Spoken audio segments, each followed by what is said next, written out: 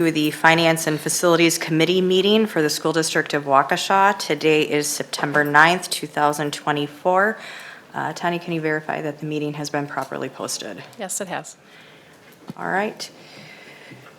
We have an opportunity for public comment. Do we have any public members? We have none. We have none. All right.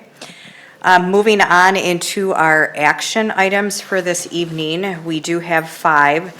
The first one for tonight is the approval of the minutes. Is there any questions or discussion items? If not, I'd be looking for a motion to approve. Move to approve the minutes as presented. Second. Okay, it's been motioned and in second. All those in favor say aye. Aye. All those opposed say no. It passes 5-0. Our next action item is the approval of vouchers. Did we receive any questions this month on the vouchers? There were no questions this month. Okay, second month into the school year. Okay. In saying that, I'd be looking then for any questions or a motion. I would move to approve the vouchers. I'll second. Okay, it's been moved and seconded. All those in favor say aye. Aye. All those opposed say no. Passes 5-0. Our next item is a discussion and possible action item on the key performance indicators. Mr. Clark. Yeah, this is a follow-up to our conversation last week related to, I guess, our district-wide review of KPIs. And the takeaway, and I'm in the process of sharing my screen, I think, pretty much came down to the audit and seeing that as the key to measuring how we operated financially for the year. A lot of the things that were in our old KPIs, the first 2 items were baked into board policy. So I don't know if you need a KPI for that, because I think we all operate under the need to comply with board policy. So I don't know if the wording for the audit, if that's an agreeable concept, is perfect. I just kind of put something in place, and we can certainly wordsmith that or add to it. The other 2 items were percentages of the budget, and to me, those are something we go through every year in December when we agree on the budget assumptions for the development of the upcoming school year's budget. So I don't know if you need that either. And then lastly, there's a whole list of things that we could have talked about, but I think those are things we report out on, whether it's bond rating or, long-term budget projections, which we do as part of our annual process in budget development. So it can be that simple. I guess I see the audit. The other benefit, obviously, to an audit, it's a third-party analysis of our financial activity for the fiscal year. So that's what we came back and what I derived from our conversations last month. Are you sharing screen? Here we go. Let's try it again. There we go.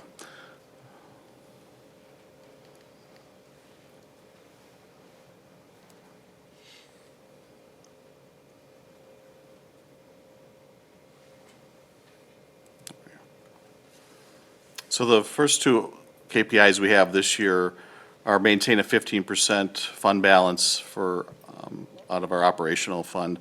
And that's covered in board policy 6235, which we shared last month. And then the next one is to maintain a strong debt management program per board policy 6147, which talks about some of those measures of, a good audit and maintaining the public trust, those types of things. And quite honestly, we'll talk about in a couple agenda items, we're going to be debt-free in a couple of years. So I don't know if it's that, I'd love for you to build a KPI around that so I can come back in 18 months and say, I figured it all out. But I just don't think I don't think we need that at this point, for sure. The other 2, as I mentioned, were percentages of either operational budget for maintenance or 75% for operational budget for district staffing. Again, those are budget assumptions for me. I don't think they're KPIs. And I'm a big fan of the maintenance one because it's easy to project.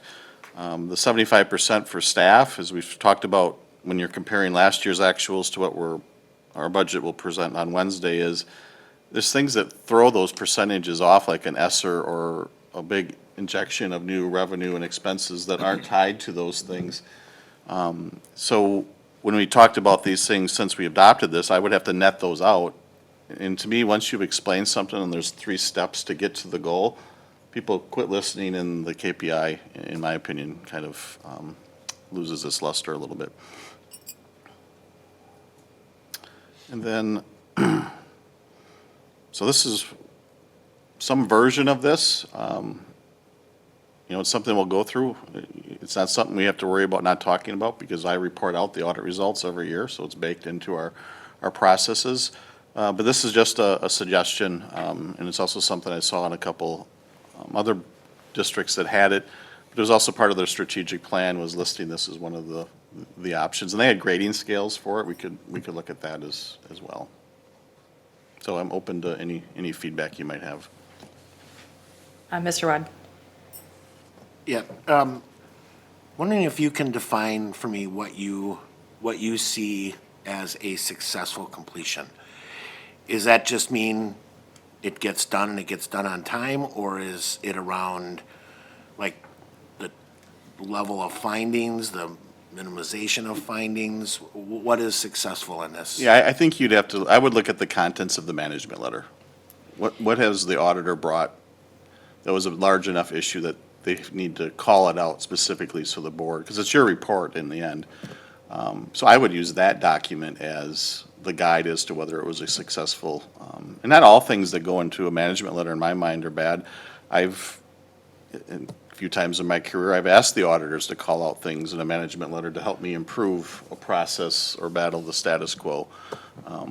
But the contents of that, the success of that, and I also went back to our auditors report out, and I think we asked the grade. Remember, every year, it's the standard Waukesha question, what grade would you give us? And her response was, I'm not here to give you a grade. I'm here to let you know whether we followed the policies that have been put in place by the Board of Education. She kind of dodged the question, but really, unless there's something called out in the management letter, the board's put in place the things necessary to make us have successful audits, in my opinion, via policy. And I would just interject, in general terms, right, you would want an unqualified audit opinion, or one that is free from material misstatements. And I think that's a fair point to put in there, is saying that the metric that we are measured on and how we know that our books are in order is that it is free from any material misstatements that required correction, and they're giving us a clean opinion that our financial results are stated accurately.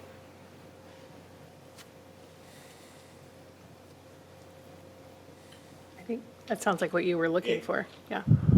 Precisely what I was looking for. I just, not being an accountant, I don't have the terminology that Mrs. Kozlowski does, obviously.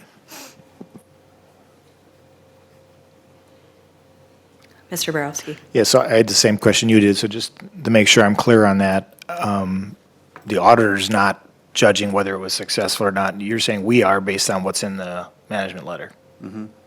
Okay. Correct. They'll just bring in the items to your attention via the management letter.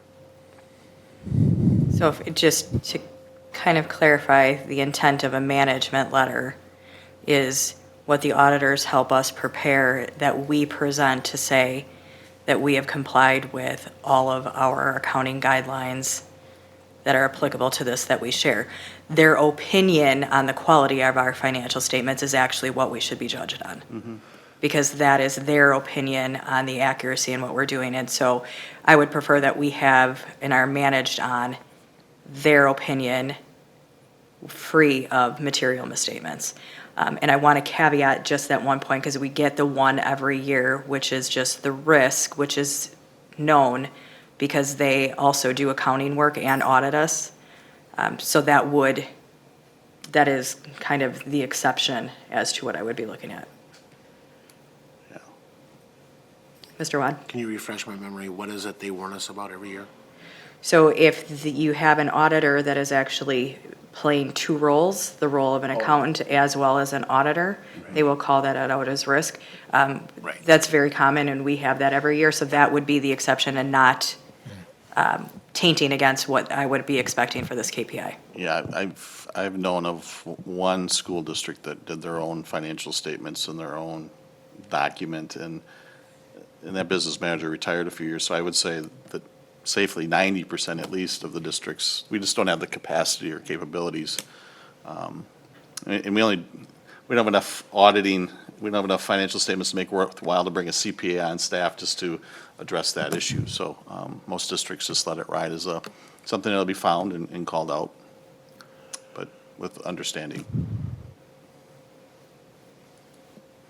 Are you proposing the language of no material finding? I am. Yeah. So it'd be a clean audit opinion with no material misstatement findings. Okay.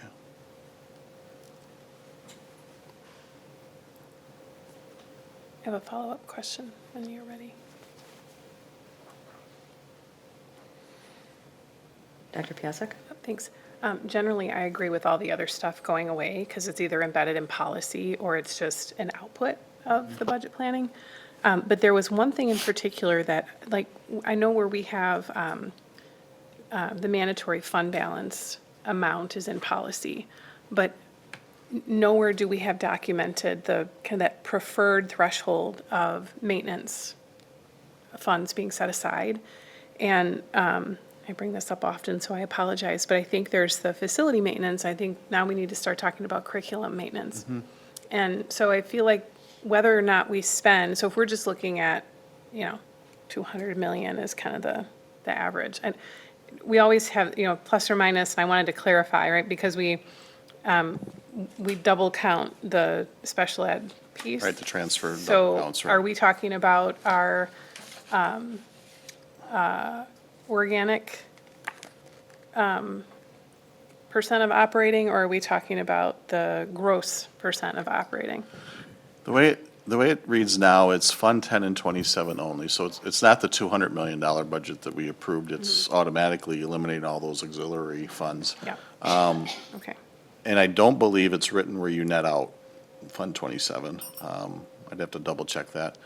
Then also it's unassigned fund balance. So the fund balance that's set aside for healthcare premiums or things like, or our OPEB obligations, which is I want to say $6-7 million of our fund balance off the top of my head. Yep. That's not factored in. So we would have to come back and really clearly show, okay, this is what the 15% is, and we can do that as a report to the finance committee next month, and whether we want to tweak that policy or not, because I do think certainly double counting the Fund 27 transfer, since it's sizable, if it was a couple $100,000, I don't think it's an issue, but when it's 20 million, I think that's something we either exclude or all agree on how it should be factored in. Yeah.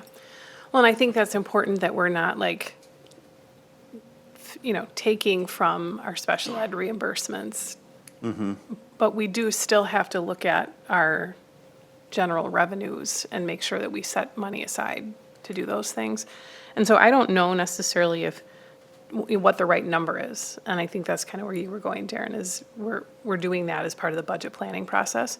I think it would be really helpful if we can call that out as part of the budget review process. We're saying it's not going to be in our KPI, so we don't have a firm number. Are we looking at 5 million? Are we looking at 8 million?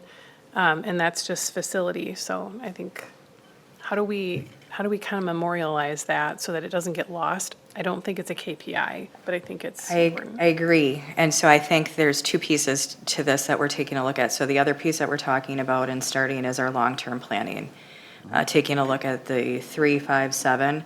And one of the pieces that we said within there is truly those reserves. So as you're talking about that, as Darren mentioned, we've got the healthcare reserves that are already in there. And we've been talking about what that balance should actually be. But then we started to layer in the maintenance. We have to layer in curriculum. So we have spent a lot on curriculum over the last 3 years that we have to make sure is built in there. And so when we start to talk about not only the budget, but the strategic plan, all of that would be carved out in that so you can actually see how that rolls over. Remember, the budget is 1 year, the strategic plan would allow us to see those reserves over a greater period of time. So I'm hearing that the the target amount for maintenance of all kinds is a guiding principle in the strategic plan and not a KPI. Correct, And I'm okay with that. correct. And we have been meeting it recently, because if you factor in ESSER, we've been really doing well on that.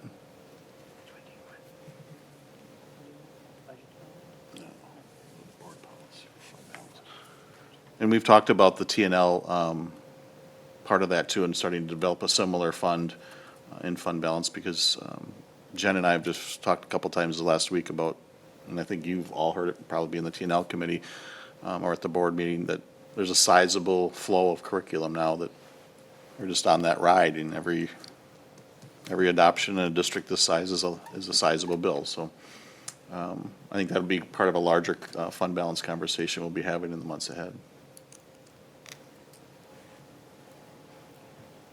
Any other questions? And the fund balance policy, just so you know, is 6235 if you want to look it up.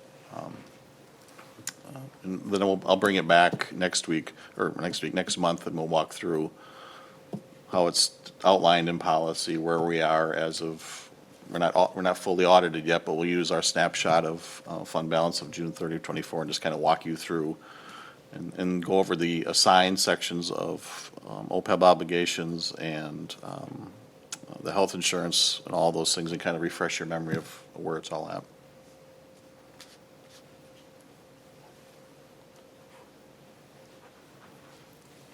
So is there final phrasing that we want to move forward? I was going to say, can I just hear it one more time, what you had suggested to add?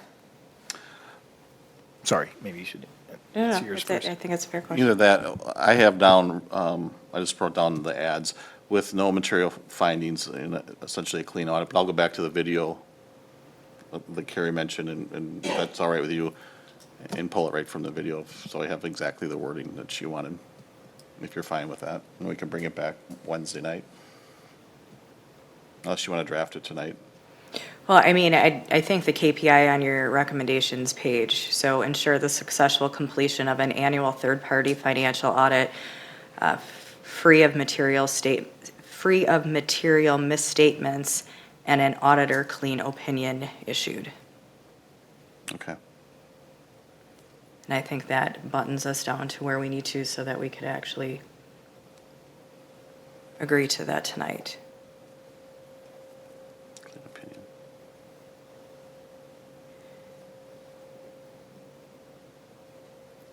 All right.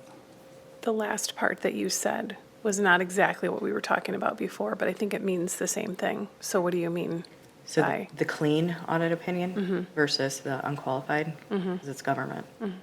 Okay. So Darren, does that read correct? I just want to make sure that we're capturing. Free of material findings and a clean audit opinion provided or given. Correct.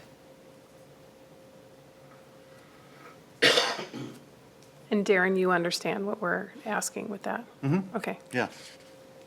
That's what we seek out every year. Yep.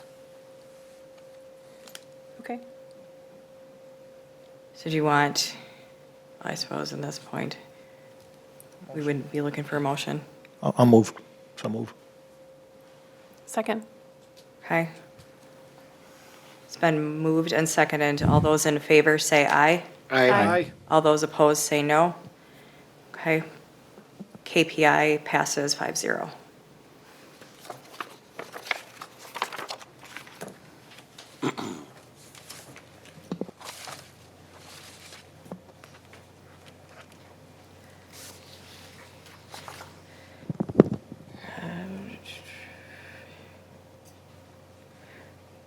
Did you want to keep going? Yeah. I didn't know if you were ready. I am. Heather's actually going to introduce the next two. We've been looking at a couple policies, job-related expenses, there's two policies, but. Oh, sorry. I didn't know Oh. if we were going to talk about the other areas of focus for the recommendations. Oh, I didn't know. Those were just things that we've talked about, we talk about throughout the year that I just thought I'd put them on here to remind us that we would, review these, but they wouldn't be part of a KPI, but there are other measures that we could look at in terms of, the financial management of the district. So I just listed things that we've talked about over time.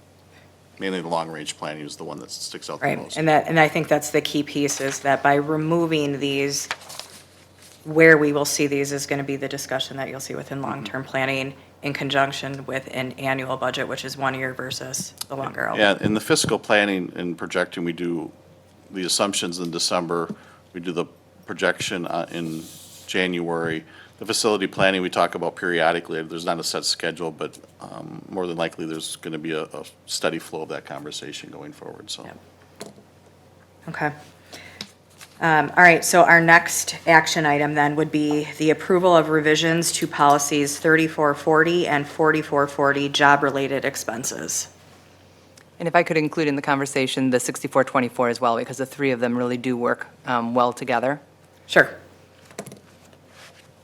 So this past year, we wanted to include all sources of guidelines. We were taking a look at the P cards and And reviewing. P-cards are. I'm sorry, procurement cards. Yeah. Gotta say the proper terms.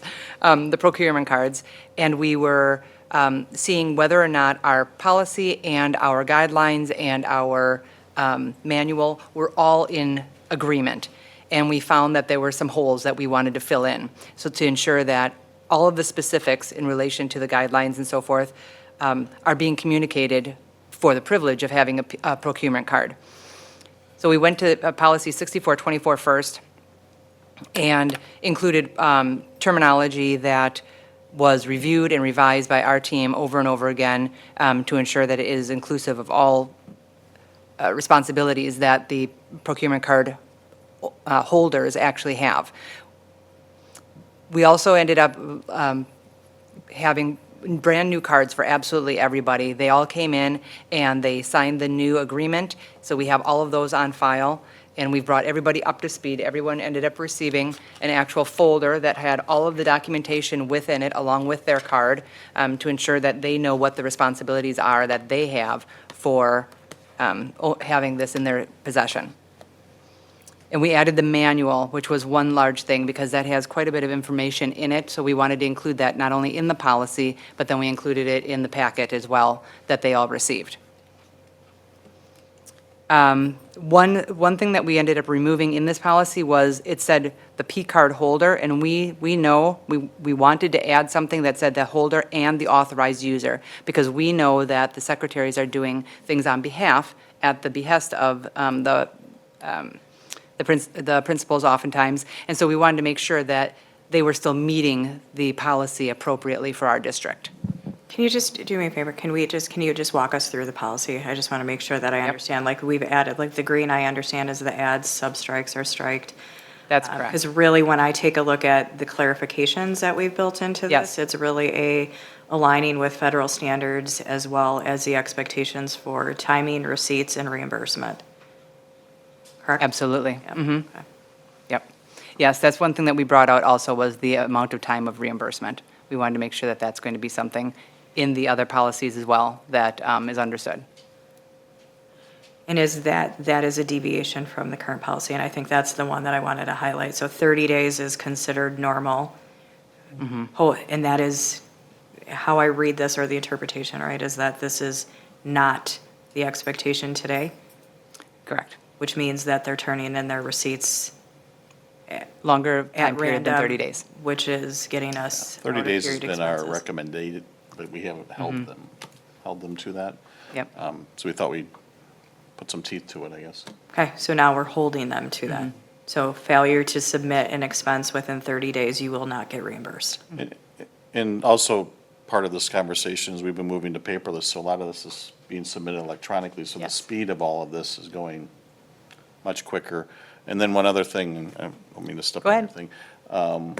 In terms of the principal and the secretary, and we know that the secretary is doing a lot of things on behalf of the principal, but how we capture that and how we the principal knows what is going on in the card. In Skyward, our financial software, every voucher or charge on the P card comes back to them in Skyward, and they have to approve the transactions on the back end of, Yep.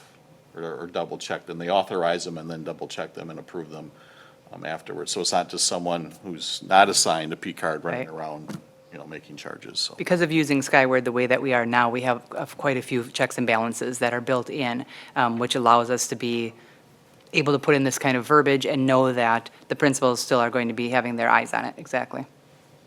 Okay. Is there any other questions on changes, or Dr. Piasek? Just have a clarifying question. Is there a separate mileage policy or administrative guideline? Do we There is not clarify a like what? separate mileage okay. policy. It's also, that is included actually in the other two, the 3440 and the 4440, which are for the support staff and the professional staff, that it's actually a part of the guidelines of those two policies where it talks about mileage. Which isn't a lot. It's not super detailed as far as mileage. It pretty much says that we will pay at the federal rate or district-approved mileage. And I don't know how much this comes up or if it's getting into too many specifics, and this may just be a reflection of the industry that I work in. But for example, if somebody has to report to work at a different location that's farther away from where they normally report to work, how does that get factored in to mileage? Is it the difference between their normal destination and their, So I don't remember think we seeing pay that. those kinds You of don't? responses or requests come through. Like a It's- traveling teacher would be a perfect example. Right. Yeah. Right? that's part of the job? To and from work is part of your job. Now, if you go to a conference in Madison to start your day, well, that's a different thing, but if it's part of your base assignment And or, it's the total distance. So if you live in Johnson Creek, you work here, you're traveling to Madison. Correct, right? correct. Yeah, I can't think of it. And there are stipends that are given to some positions within the district, which a traveling teacher, I would expect, would be one of those positions. Thanks. I'm used to multi-page mileage policies, so, With the charts and the circles? Yeah, and of your maps, district, yeah. yep. this is good. Mr. Wad? Yeah, are we speaking specifically to 6424 now, or are we kind of taking all three? Because I have actually questions on the other. We can absolutely take all three, because they are very interconnected. I thought we'd leave with the procurement card, because that was Sure. driving it.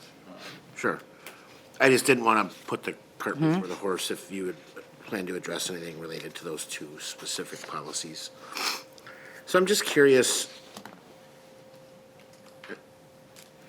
I noticed that there was removal of language around airfare costs. Just wondering what's driving that, the removal It was, of that. yep, absolutely. It was removed from the policy and added to the guideline,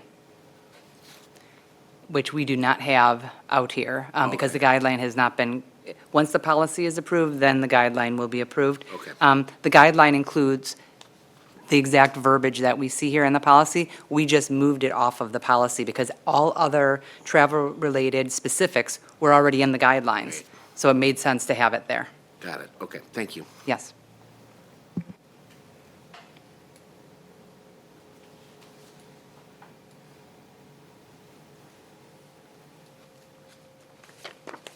Any other questions or discussion items on these three policies?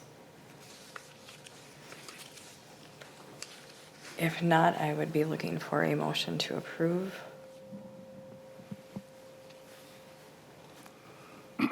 I would move to approve policies 3440, 4440, and 6424 as presented. Second. Okay, it's been moved and seconded. All those in favor say aye. Aye. All those opposed say no.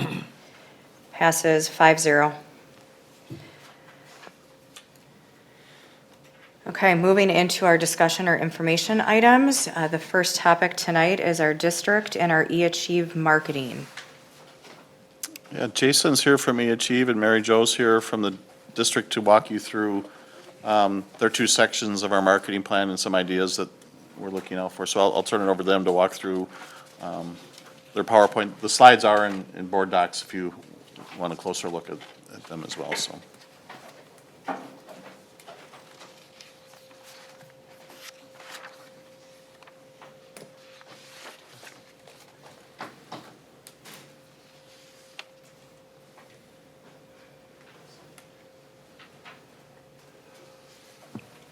Thanks, Steve. I'll wait till he's ready to project.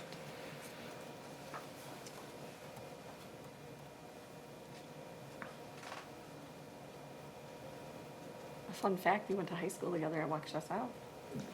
Know that? That's a good fact. Good? Fun fact. Fun fact, yes. All right, so just kind of here tonight to give you guys an idea of the things that we do for marketing and communication. Some of them, you wouldn't even have any idea that it's part of what we do every year.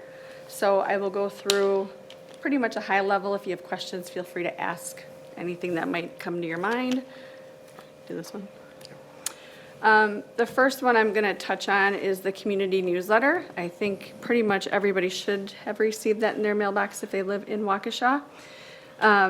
This year we went into it with a different lens, trying to make it more colorful, more attractive, more engaging, providing additional QR codes and different items that will allow the community to be more interactive with our website, and also to become more interactive with us by registering for our Discover SDW, which we have happening again this year, which is our informational meetings that we hold monthly for community members.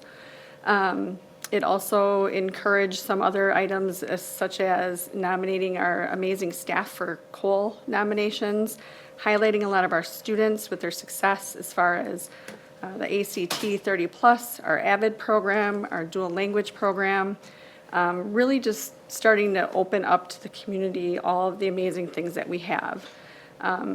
Unfortunately, we are in a really big area, and I think a lot of stuff gets overlooked.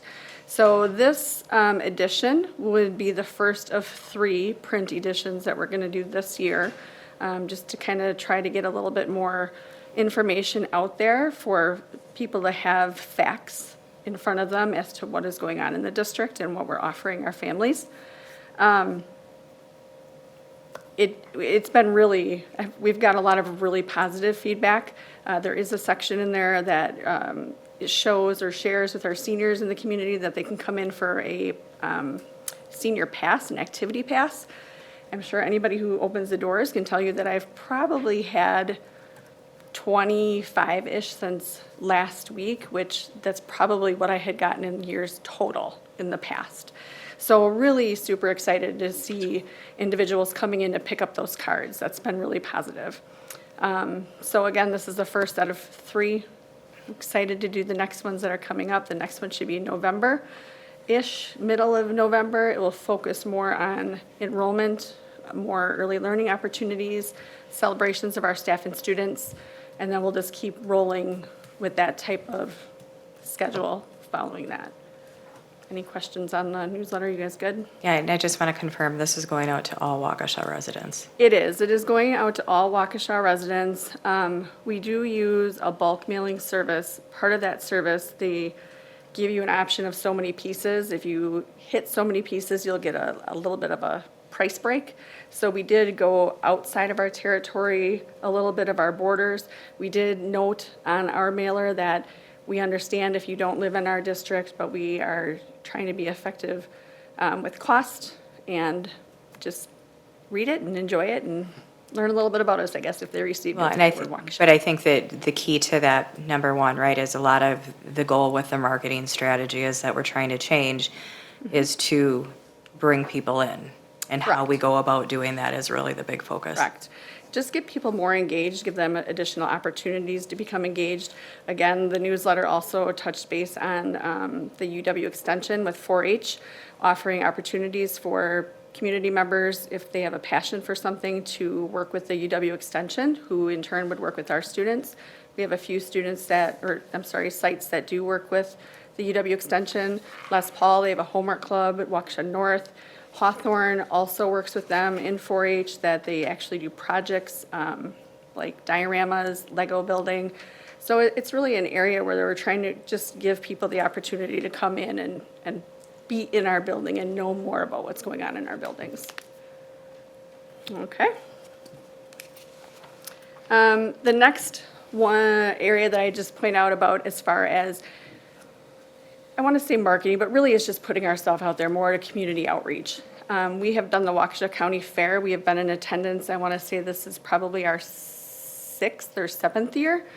Every year we set up a tent. We've kind of done it different ways every year. Some years we've had principals, students, the gamut of people who have been in our booth. But it does not matter who's in that booth. Every year we have the same people come by, we have the same people stop. We do usually have a game for, little ones to play. We have giant light brights, building tables. It really is, it's crazy busy, and it's somewhere, they always stop. I have families come in now and they're like, yep, this is our first stop. We knew we were coming here first, which is really good to see. And honestly, not everybody is from Waukesha. But with that being said, it gives us a really good opportunity to, first of all, parents who have younger students, to promote early learning. We're really trying to get early learning information out there and those early learning screenings. So we provided information on those. That, again, was also in the newsletter for our community members to, even if you don't have any, feel to have any concerns for your child and where they are at, still attend, still sign up, attend. We wanted families to know that those were available. The other thing with the Waukesha County Fair, we did a giant QR code screen for back-to-school supplies. That was a huge hit. People really appreciated that. We also made some little different brochures. I meant to bring some or put a picture of them up there. Instead of just handing out large brochures, we did some mini trifold brochures on various programs, dual language, and just enrolling in general. We helped out First Student with making some of those, which they really were great. They were great promotional pieces because instead of walking to the next garbage and just throwing it away, you could easily just tuck it in your back pocket or tuck it in your purse and you had it when you got home. So those went over really well as well.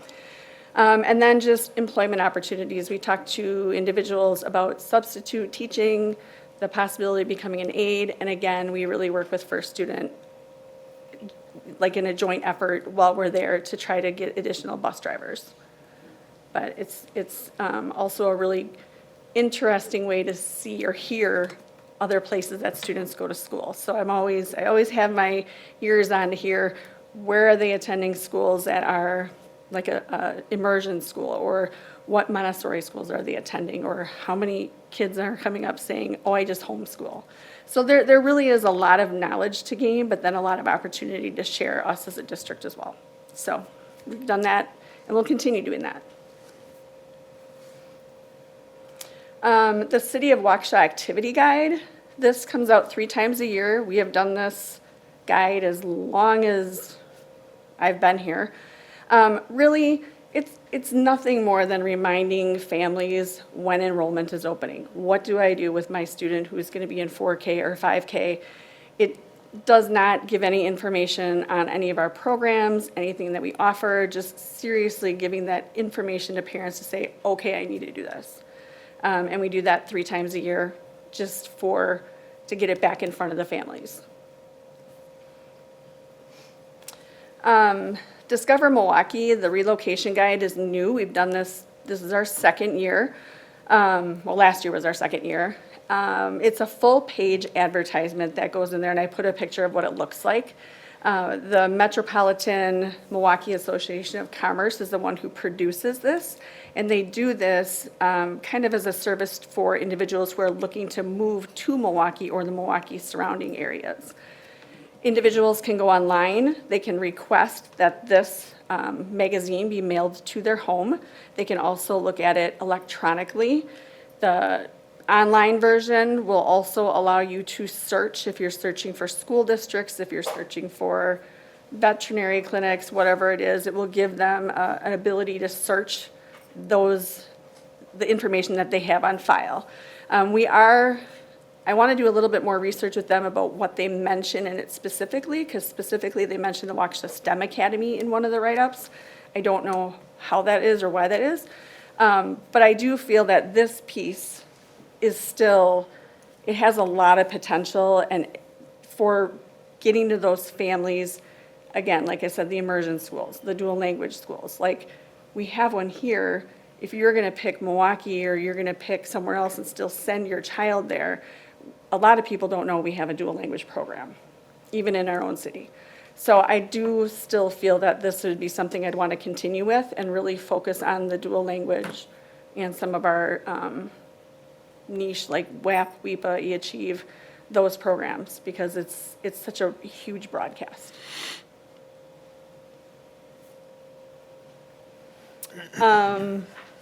Historically, this is something, I'm going to kind of move to things that we've done, to a hybrid of things that we've done, but I would like to do differently, or would be really kind of on a wish list of things to do. In the past, we have done public transportation for buses, right? Like the back end of the bus, the side of the bus. We did this right after COVID to try to encourage people to come in and enroll because it was really down. For 16 buses, they gave us 8 free. We only technically paid for 8. They gave us 8 free. It was $5,700 for, I think it was 1 month. Maybe they gave me an extra week. But you have 1 month and then it's gone. And I have thought about it, and we have vehicles in our possession every day. They never go anywhere. They sit in our parking lots. They drive to other events that I think would be money very well spent. There are other high schools that I know specifically, they were at an AVID conference, and another person that drove up in their van, and it advertised their whole school district all over the van.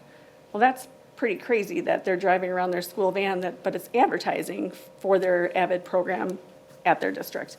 So again, I'm looking, like Waukesha South has 2 vans, WEPA and WAP. They're always looking for ways to get out there. We have, the STEM Academy, dual language, general enrollment, and eAchieve again. Just things that it's driving around out there, we have it, and it never has to change. Unless somebody would scratch it, but they can fix that. It's a pretty small drop in the bucket compared to the $6,000 on the side that you only get for 4 weeks. So just an idea of something that I would think would be beneficial. And to create more awareness, I just want to bring up again, dual language. A lot of people really get confused between La Casa and our program. We need to do something to make our program forefront. It's been out there longer, it's proven. We need to kind of do something with that, I think, and I think it's necessary. Dr. Piasek? I love this idea.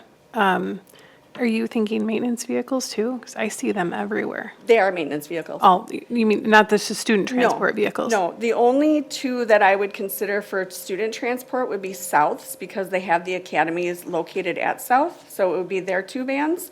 And then the rest would be our service building vehicles. So like the mail truck that drives all around the district could be just in a general enrollment, because it's everywhere, right? And then some of the other ones, we would put some of those niche programs on it. They're still out there, and they're still getting out there. It's just such an opportunity to have that marketing in front of so many people for longer than 4 weeks. Yep, thanks. The next thing, billboards. So here's another one that we've done, but there's a bigger thing that I'd like to look at. We've tried in the past billboards, and we've tried bus shelters for a month right around enrollment. It's great, but we're still really missing a really big population, because that whole enrollment window, it's not really just the month before, right? It's the month before, it's the month it starts, and it's the month that they better finish it or it's not going to get done. Billboards, 1 billboard for a month was almost $6,000. The bus shelters, I couldn't tell you if anybody ever saw the bus shelters, because they never really tracked that well enough, but it was great. But again, you have to have those people go into those specific bus shelters to see that advertisement. So randomly one day I was thinking, what about Quick Trip, right? Everybody goes to Quick Trip. And I know it sounds crazy, but the duration of this would be a 3-month period. It would be November, December, and January. It would include the videos on their gas pumps, as well as the static screens that are in the store, and any overhead, like they have random ads, people probably don't even realize that they're piping through the PA system.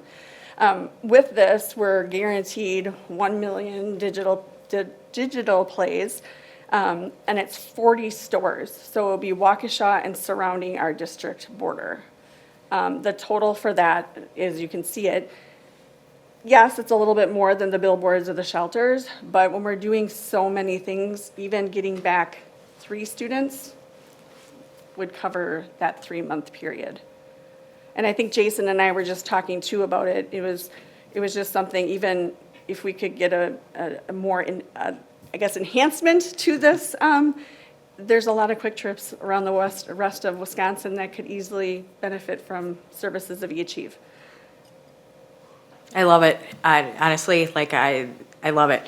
My one thought that came to mind is November, December, January, I get out of my car and jump back into my car. Well, that's true. You're not supposed to do that. We're not advocating that. Delete, edit video. I think this is a grand idea that we should explore. And the amount of students that I see at Quick Trips around our district is large, and which means families. Correct. Yeah, it's good. Yeah. So that, I mean, this is just a very brief meeting, dipping our toes in the water. What does this consist of? I think it's a really kind of cool opportunity, so we will look more into that. Great. Mr. Wad? Yeah, just a quick follow-up on that. So does that mean that anytime you get gas at a Quick Trip, you're going to see that, or is it part of a rotation? It's part of a rotation, but they'll guarantee you 1 million plays. Okay, And then he had said that if they would start to really creep up on that 1 million mark, they would maybe slow it down in the rotation, like space it out a little further, just to Okay. continue that. all right. Yeah. And the last thing I'm just going to touch on is something that we always have, is our website and our social media. Our website, the company is Aptigee, and Aptigee also has an app that is run through ThrillShare. And ThrillShare is an app on a phone. You can use it on your mobile device. Any of our principals or any staff members could install it. What the benefit of using ThrillShare is, you're on your phone, you can submit a post, it would automatically go to the website. On the live feed on the right-hand side, I just put a demo picture of it. It would also post to any other social media that we use, which Facebook, Twitter, and Instagram. And what it would do then is, number one, it would allow parents who don't have an active social media presence to be able to just use the app. They could still see what's going on in their student's school. They could still see the engaging pictures, and it also has a feed for lunch. What's for lunch? We have it on there all the time. And other additional staff directories. It's very useful. So we'd really like to try to push this as well. One of the other reasons is, every time you populate your website with new feed, whether it's, you don't have to do all the meta tags, but every time a web crawler crawls through and sees, oh, they have something new, that will then keep notifying Google that, yep, we're posting new stuff, which should potentially push us up in searches. So I can tell you there's a couple schools, 2 high schools in Waukesha that asked about this. One uses it all the time, and if you search for a Waukesha high school, they will come up as number 1, and the other one will come up as number 2. So they are going to be in a battle to see if they can hold their own, but it is true. Waukesha West uses it. They come up number 1. So, yeah. So that's all I really have for all of you as far as what we're doing at the district level. There's many things that we're doing, but this was just really the high-level pieces that we contract or put out in print, publication-wise. Mr. Wad? Yeah, I'm always fascinated when it comes to just marketing and advertising. How do you measure its success? How do you know whether any particular initiative is actually working and is worth the spend.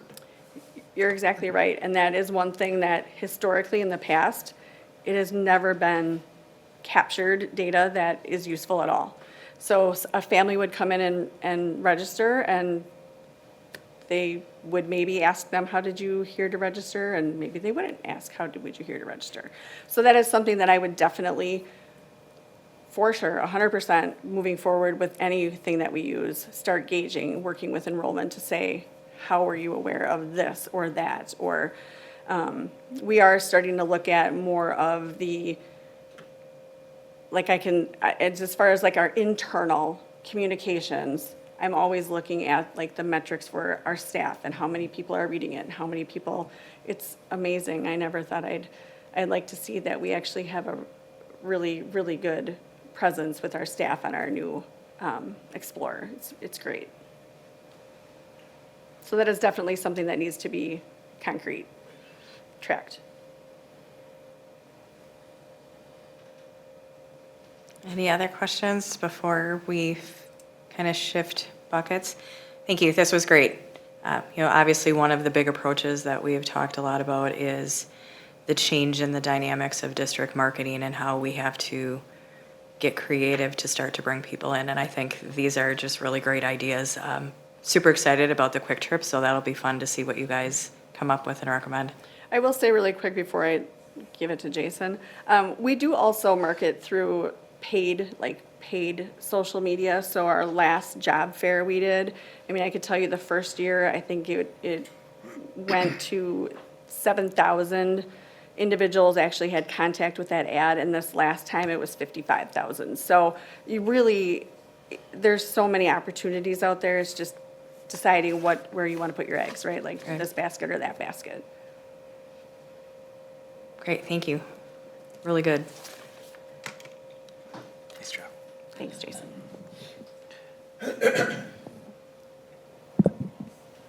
Good evening. Thanks for the opportunity to come back and share how we're marketing eAchieve. So just a quick preview. I'm just going to share a little bit about the overall landscape and some of the enrollment dates because I think that will help provide some context for what we're doing in terms of marketing. And then we'll share our plan and then a couple of new ideas. So I shared this a couple of times, I think, but just a reminder that it's really a highly competitive landscape now. There's 65-ish virtual charter schools in Wisconsin. And we mentioned some are new. Some of the rules are new for folks that are running the schools. Some maybe you're following the rules a little bit more closely than others. It's a challenge, right? It's a lot of new people trying to serve kids in different ways. And I mention this because I think it's important as we think about the pool of students that might go to a virtual charter school, that there's more competition, that there's some challenges that we face that were different maybe 5 years ago. Two important resources that we rely on are the Wisconsin Resource Center for Charter Schools and also the DPI Virtual Charter School Community Practice. We have bi-monthly meetings. So that's how I stay informed in terms of things that are going on in the landscape of the schools. I mentioned that the two open enrollment periods, the open enrollment period where students enroll in the spring for the fall is from February 3rd to April 30th. Historically, we got lots of kids during that time. Not so much in the last 5 years. That number has decreased. More students are applying during the second enrollment period, which is from July 1st through whenever we close that. And that's called the alternate open enrollment period. One difference is that essentially every student's accepted during the open enrollment period. During the alternate open enrollment period, we waitlist students with IEPs to make sure we have space for staffing. So I just wanted to clarify those two enrollment periods. So I broke down our marketing approach really 3 parts to try to capture what we're doing. And the first part is what we do in-house. So we have a team of folks that work at eAchieve that in part of their other responsibilities, they serve on our in-house marketing team. So Danielle Castro is our student services coordinator, Jan West, our enrollment coordinator, Emily McHugh, our associate principal. Kristen Hagan manages our call center and follows up on all the leads, and Katie Berrigan is one of our new academic advisors. And so this group plans all of the in-house events that we do. So for example, when we go to the Children Come First conference in October in the Dells, a few of us will go and man a booth, and we'll talk to people, and we'll take marketing brochures and information and share it with folks that are at that conference to try to share what we do.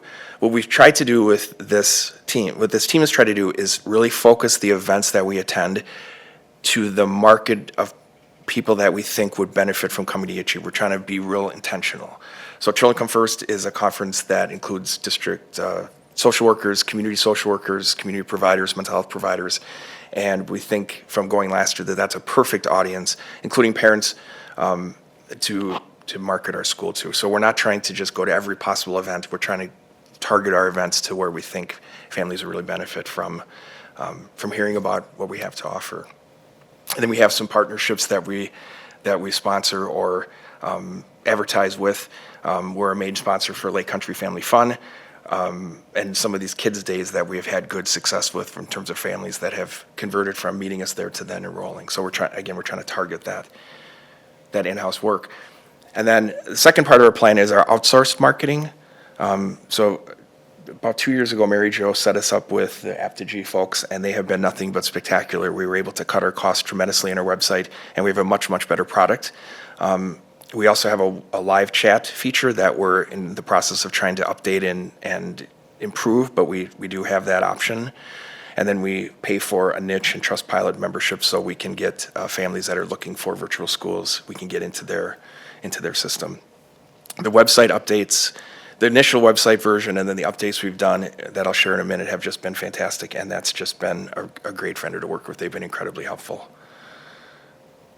And then our big spend and the real exciting part, I think, of our work is this partnership we've made with Visionary Studios. They're a small company out of Cudahy, and we have partnered with them for 2.5 years now.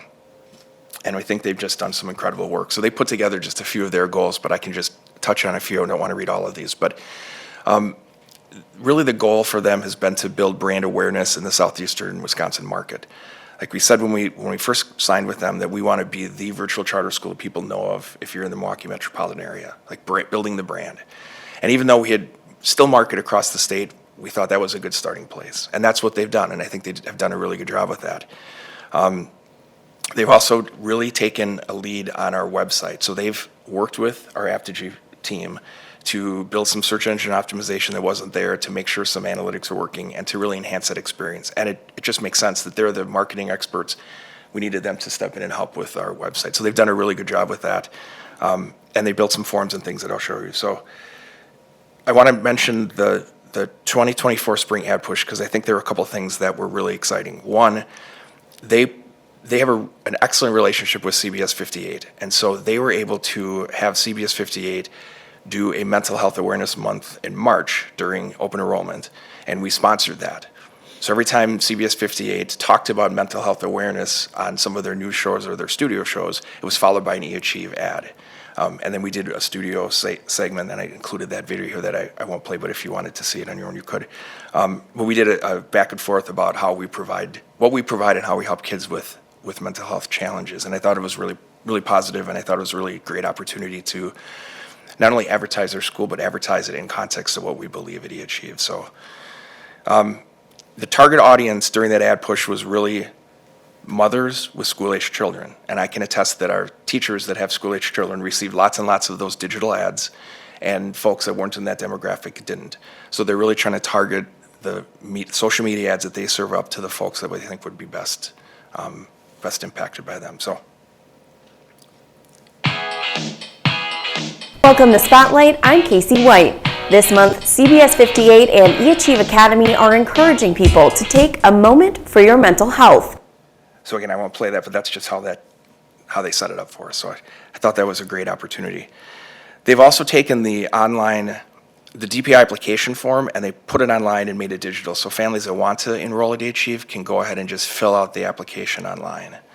And that might not seem like a big deal, but it really is a big deal. It's kind of a clunky form.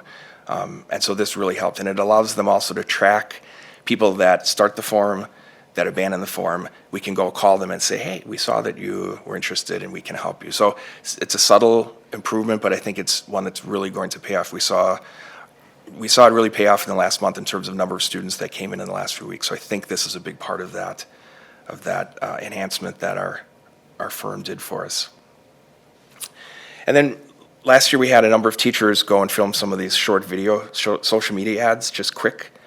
I just play this. 3 reasons eAchieve is the best choice for your children's education. 1. eAchieve has a comprehensive student services team, including school counselors, school social worker, and a school psychologist, which provide the layers of support that students need to find success. 2. School is done on your time. You can travel, practice sports, or help out on the family farm, all while getting school done when you have the time. 3. eAchieve teachers are always available to help you grow and achieve your learning goals. Enroll today using the link below. That's Stephanie Wanner, our 5th grade teacher. She's been in the district for a long time, taught face-to-face, and now we have the pleasure of having her with us. 3 reasons. Sorry. Okay, and then I have one more. This is an ad that we filmed for the spring ad push, and it's a really quick ad, but it's interesting. We filmed it over at Summit View. They were gracious enough to let us use one of their classrooms, and I think it turned out really neat.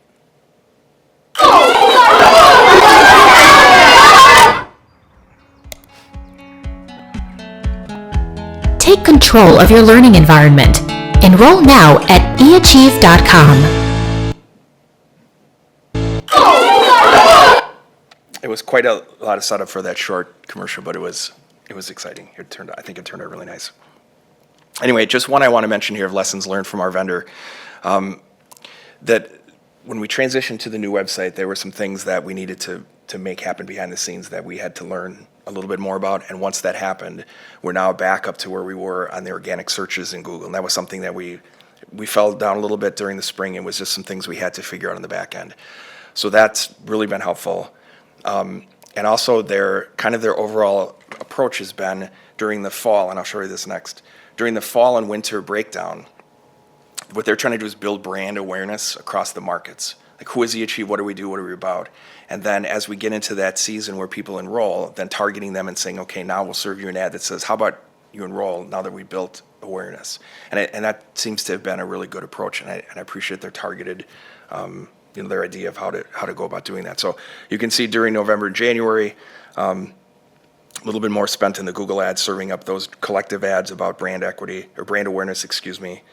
And then as we get into the spring, which is when that open enrollment season, and then through the summer, then we do some more broadcast radio, some more streaming. We do a little bit of billboard work. Billboards are tough, but we did find the Wisconsin Dells is a good home to have billboards for kids that are looking for alternate educational opportunities. We've done some work with Marcus movie theaters. Those have been received positively. We've had people say that they've seen them and that's great. And then we continue to serve those Google ads up. So that's been sort of the overall breakdown. And then, as Mary Jo showed, it certainly we pay for it. And this is a breakdown, and I won't go into all of it, but you can see more spend during spring and summer during those enrollment periods. But this fall and winter spend is different from even a few years ago. We fell off a lot there and put much more into that spring and summer, but we found that we have to continue to build the brand across the entire calendar year. As you know, we have kids enrolling all the time. So we pay Visionary Studios about $80,000 a year for this service, and we spend about $315,000 with them. So we pay them to render these services through the TV stations and through the Google searches, et cetera. And our allocation from the district is about $375,000 for our total marketing. So, any questions on that part before I share a couple ideas that we've been tossing around? But any questions on this part of our plan? Mr. Zenobia. Is it a little easier to track, feedback, impressions, things like that online, because it is a lot digital, or not necessarily? Yeah, it's a great question. For a number of years, when we had a person that worked in-house as our marketing director, we did a lot of tracking of that, and we haven't so much in the last couple of years. And when I was preparing for this time tonight, I talked to our gentleman at Visionary, and what they want to do is they want to start tracking conversions, meaning how many students that start the form, or how many students do we actually wind up enrolling at eAchieve. And I think that will be an interesting metric, and obviously we don't have that now, but that's what we're going to do. We've also added to our online enrollment form just one more question. Did you hear about us through any of these channels, billboard or social media or whatever? And to see if we can get some of that data as well. So to the question before, we're going to try to figure out what works. Some of it, as we know, is targeted and served up like those Google ads, and some of it is more, you just try to build some brand equity with a billboard, but we felt like we have to have some of both, so. Thanks. And then the third part, I do think this is important. I think there's a celebration here that the more students we retain, and not retain by making them do 8th grade again, I mean retain that they come back from 8th grade to 9th grade, the fewer we need to recruit. And we retained 70% of our kids the last 2 years, and I think that's an incredible celebration. It had been 50% for a lot of years. So the work that we've done, I think, around curriculum instruction, having a comprehensive student services team that was mentioned in the ad, having 2 academic advisors that serve kids from the start of the year to whenever they're ready to be released into their courses, and then having some shared commitments about how we treat folks and how we serve kids, I think has really made a difference. So I think that's important. Not that we're not going to continue to market and grow, but I think it's a celebration there. So just a couple of ideas that I shared with some of you over the summer. One new idea is this consortium idea. It's fascinating to me. There was when I was here in June, there was a question about a couple of schools that had a lot more students than we do. And RVA, Rural Virtual Academy, was one, so I did a little follow-up. And Rural Virtual is a pretty significant, has a pretty significant consortium presence. They partner with a lot of districts, and essentially districts purchase seats through RVA and through a consortium agreement. And then students that are enrolled, let's say we'll pick Anago High School for an example. Students that are enrolled at Anago High School will take all of their classes through Rural Virtual, but are still full-time students at Anago and can participate in athletics and activities. And it's fascinating because when I came in June, I didn't know that was how that worked. So we had to do some digging and found out that that's how that works. So it's an interesting something to think about. Could apply to Waukesha students. So it's some ongoing conversations we're having. Another idea is this, we talked a little bit last time about, and I don't know if destination school is the right language, but I think it intimates what I'm trying to share, is that we have an incredible special education department. We serve kids very, very well. They don't leave, they stay, they graduate. So this idea of marketing specifically to families of students with IEPs to help find them a fantastic education, I think is a real potential there. And it would require more staffing, and there's some expense there, but it's also a chance to not only serve more kids, but bring more kids into Waukesha. And then one that came up in the last couple of weeks is we had a district ask if they could purchase a seat for a student, not through a consortium agreement, just could they buy a seat. And we've never really done that. During COVID, we had some districts that were interested, but they never really pull a trigger on it. So, but I do think there might be a possibility there in terms of the expenses for school districts to find out placements for students. Maybe we could be one and provide a more affordable option for them. So just a couple of new marketing ideas. And with that, I'd take any other questions and say thanks for the chance to share again.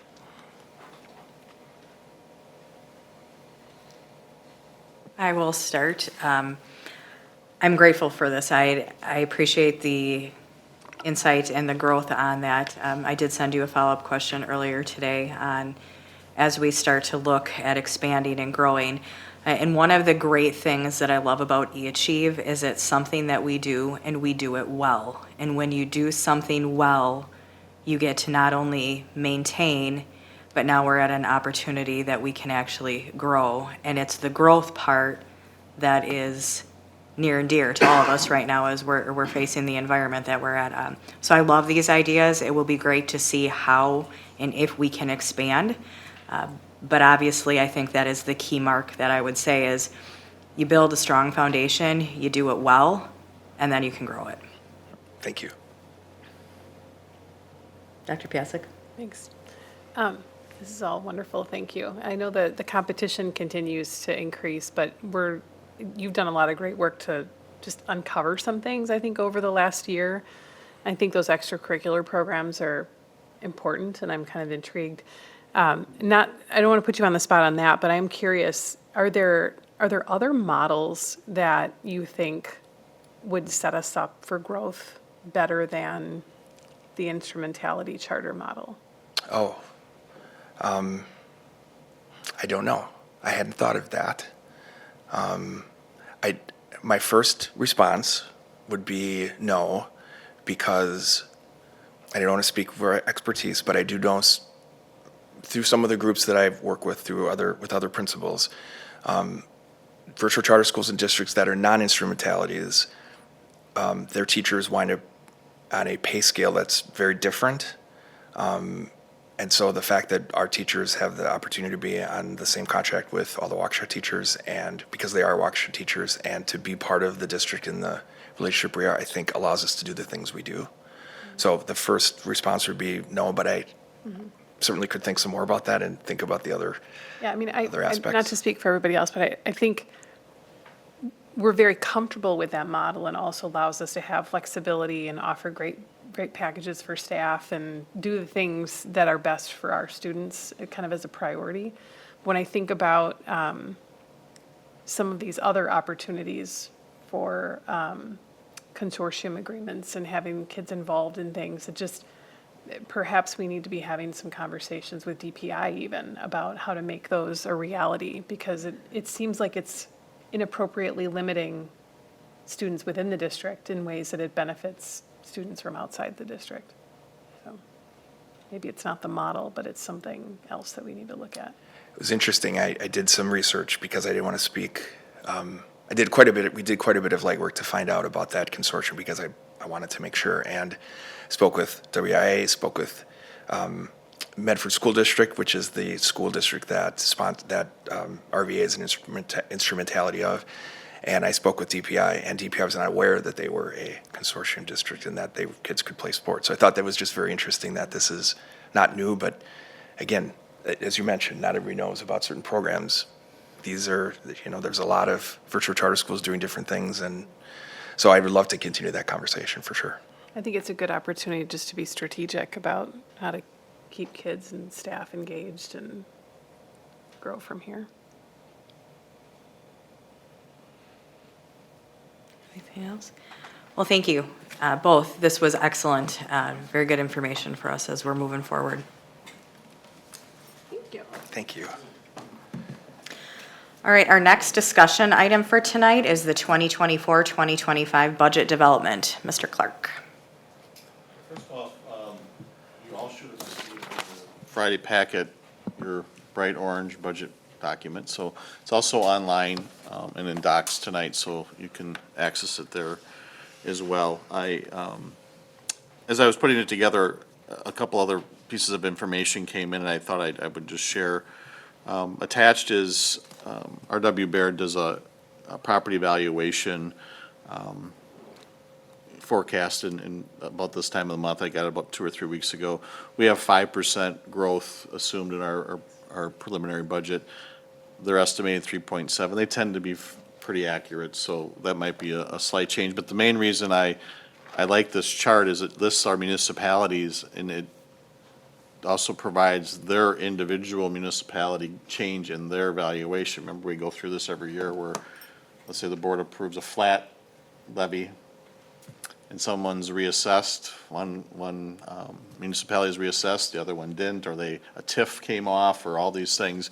So just as an example, the town of Genesee is estimating a 7.6% growth in property valuation, while the city of Brookfield, which is obviously a smaller section, is basically having no growth. So, and then you break that down in between the houses within all these municipalities and who's had an addition and who hasn't.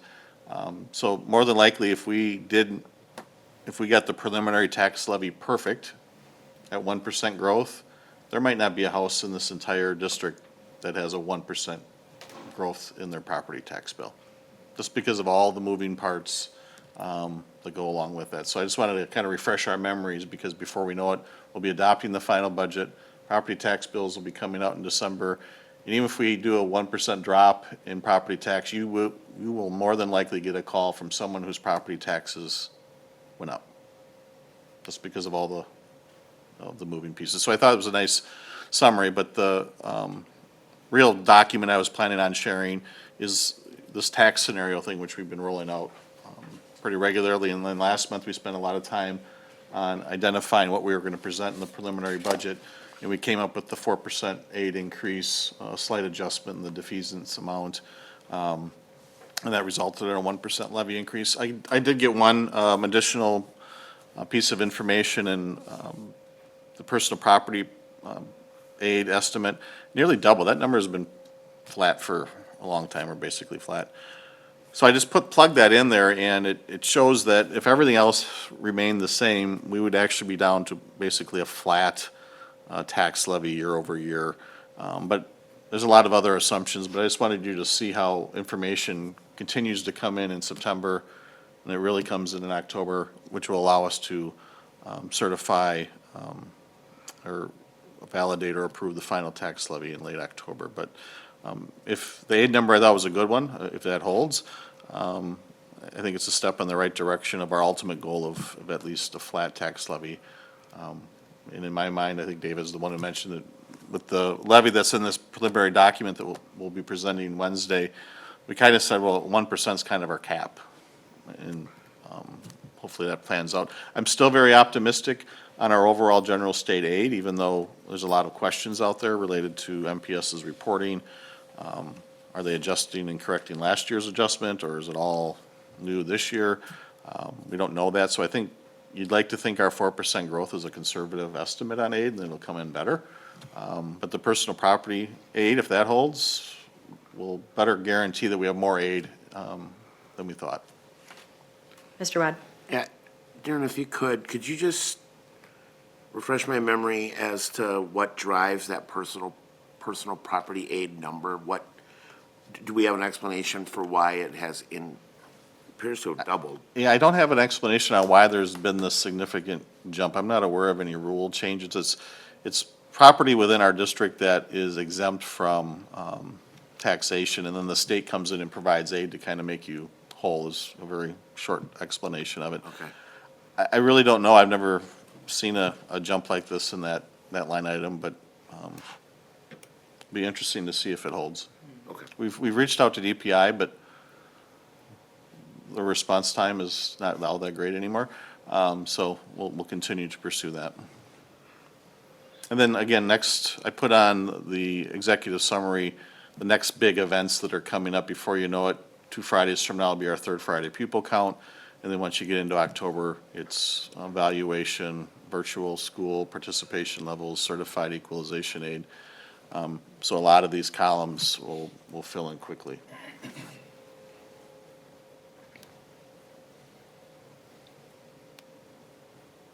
Questions? Okay, seeing none. The next discussion item is our district long-term debt report.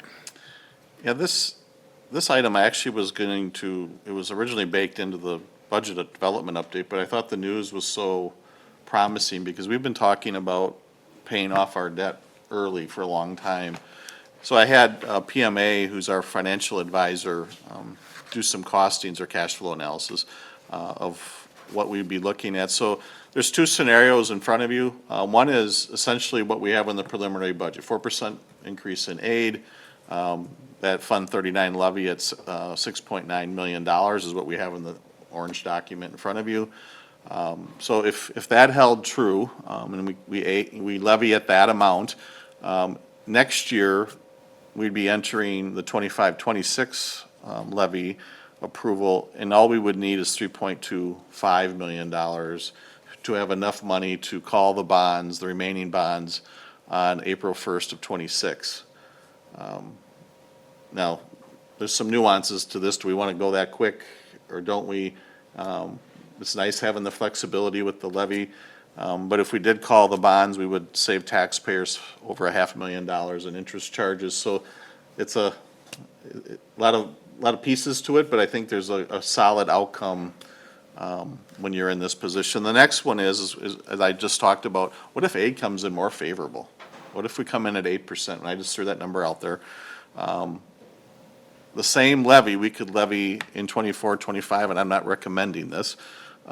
We could levy $9.2 million and then come back next year and would only have to levy $833,000. So it's very likely or very possible that our last Fund 39 levy for the 2018 referendum will fall in 25 or could fall in 25, 26. So. And then one other little piece of information, these are just kind of quick hitters, so ask me any questions. I believe David asked me last year, where do we compare in terms of outstanding debt? So I went down the path of hitting up my resources on, let's just start with the principal balance. You know, that's a true measure. And then I remembered all the referendums that have occurred in 2024 or will occur in 2024. I can't say this is perfect because the list that is also attached for the fall referendums, I know McGuanago's not on there yet, and there was one other referendum that I know is out there, maybe it was Janesville, is not on that list. So that list wasn't complete. So if you look at the top 10 districts, I threw Janesville on there because they, like us, they kind of bounce around in the top 10. We have $16.7 million in outstanding principal balance. This is as of August 22nd. I didn't net out, that in that number, you have to net out $6.5 million that we already have on hand, that we've defeased over the years. So I could strongly make the argument that we really have $10 million of outstanding debt, but this is our balance. Madison is, much larger than us. They're at $268 million. In November, they're asking for $507 million. Green Bay's in the same situation, a lot of same topics that we're battling with. Green Bay's going through that same process. Their debt is running off, so I'm assuming they see the cliff of dropping that levy, and they're going out for $183 million. Eau Claire is not going out for bonded debt, but they are going out for an operational question. Sheboygan, $25 million in principal outstanding. They're asking for $121 million. And then Janesville, it's also my hometown, so I knew they were going out. They're almost, and I think they have a cliff as well, of their Fund 39 levy going to drop off. And they're going out for $152 million. But, it was Janesville. It's not on DPI's list as of when I pulled it. If you look at our Waukesha County neighbors, Muskego is the highest. They've passed several recent referendums. Hamilton and Pewaukee are next, and they have not issued all their debt from their last referendum, so that number of principal balance is actually understated for both of them, but they had referendums pass in April of '24, and it's not unusual not to borrow it all in one swing. And then there's several districts who aren't doing anything. I listed us again as well. McGuanago, they're eyeing a cliff as well. They're going out for $89 million, and then Arrowhead, who's debt-free, they're asking for $261 million in April. And I referenced the sources. Also, if you ever want to see all the referendums for 2024, you just go to DPI's finance team, and then in the search, just put in their referenda info, and those lists are there. I believe in November, taxing authority, whether it's bonded debt or operational referendum questions, is over $3 billion. Which I didn't believe until I saw these numbers, and you realize that 3 of these districts gets you to $1 billion. So a lot of different approaches out there. But soon we'll be at the bottom of the list in terms of outstanding principal balance, which I think is a celebration, right? So I thought that'd be helpful, and hopefully this is interesting information and something taxpayers can appreciate. Any questions? I just want to say thanks for pulling this together. I think this is really interesting information. And I do think it's something that we can share with our taxpayers as we prepare to approve the budget coming down the road here. I think this does a great job of illustrating at a very high level the responsibility that we've shown as a district to manage our finances and take care of things like our operational expenses and those maintenance items in a way that doesn't require us to have to keep going back to our taxpayers and asking them to increase taxes on themselves because we're doing such a great job of managing it. And I think this is a really great snapshot of that. So I appreciate you pulling that together for us, Darren. Thank you. Mm-hmm. You bet. And then the last attachment was just, like I mentioned, again, as of August 26th, the fall referendums that are out there. And there's 2 pages, so just print the first, so. And also the spring one, their list also tells you the passes and the fails. That information's an add-on, so.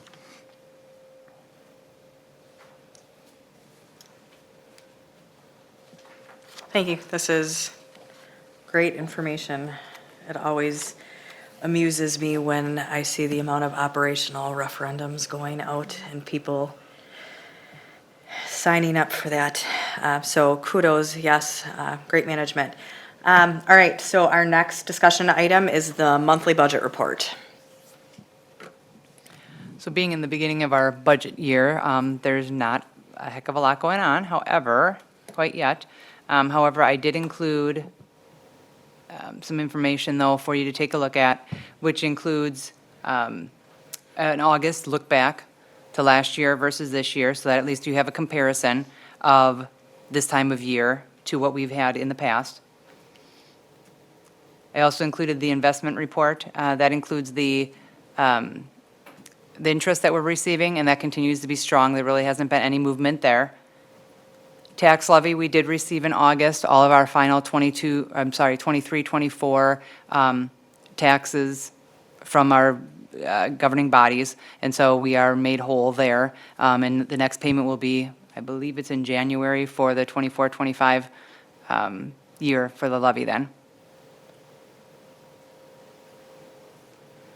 And then the individual health claims payable and dental claims payable, which I'm continuing to get information regarding IBNR and making sure that our balances are matching there. And I know Darren had mentioned earlier the 5.8, I think it is, million that's set aside for our self-funded insurance as well. And that's included, that's not included in these numbers, I should say. Yeah, that's my favorite topic, is to figuring out how we're going to look at that fund and the overall relation to the general fund and what our reserves really need to be in what bucket. If there's any questions.